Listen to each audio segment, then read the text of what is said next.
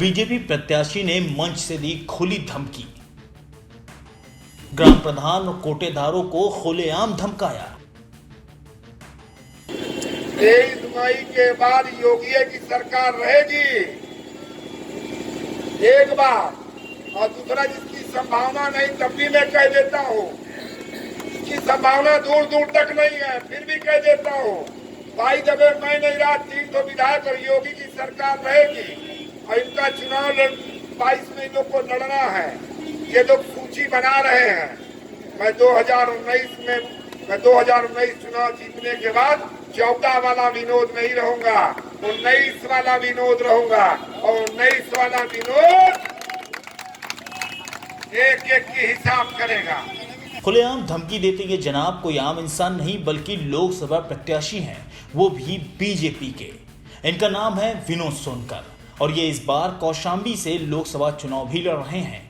दरअसल विनोद सोनकर को पता चला था कि कुछ ग्राम प्रधान और कोटेदार उनके खिलाफ जाकर दूसरी पार्टियों को समर्थन दे रहे हैं। बस क्या था, अपने क्षेत्र में एक नुक्कड़ सभा को संबोधित करने के दौरान विनोद सोनकर ने मंच से खुलेआम ग्राम प्रधान और कोटेदारों को धमकी दे डाली और कहा कि मैं 2014 वाला विनोद सोनकर नहीं बल्कि 2019 वाला विनोद सोनकर हूं। जीते चाहे जो, लेकिन प्रदेश में सरकार योगी की रहेगी और 3 विधायक भी बीजेपी के हैं।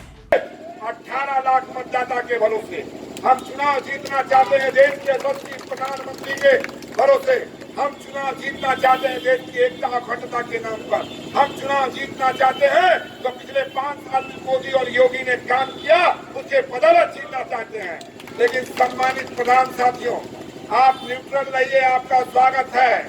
लेकिन अगर किसी ने विरोध किया, जो सुनने में मुझको आता है कि कुछ लोग कर रहे हैं, तो 23 मई के बाद किसी और की सरकार नहीं रहेगी। 23 मई के बाद योगी की सरकार रहेगी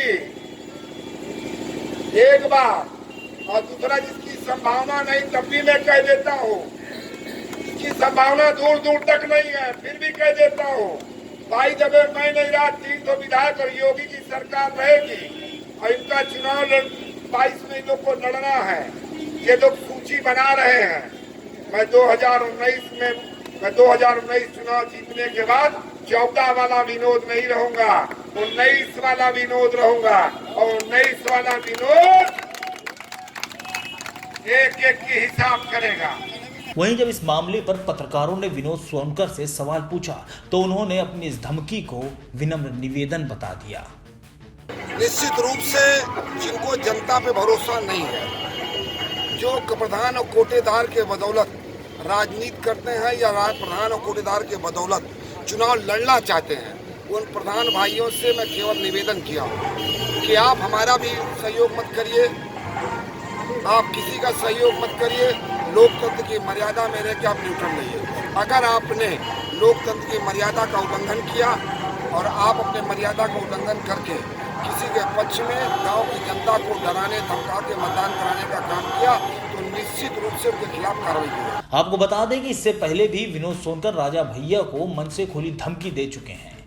वो हर बार कोई ना कोई ऐसा बयान दे रहे हैं जिससे सुर्खियों में बने रहें, लेकिन उनके बयान क्या रंग लेकर आते हैं ये देखने वाली बात है।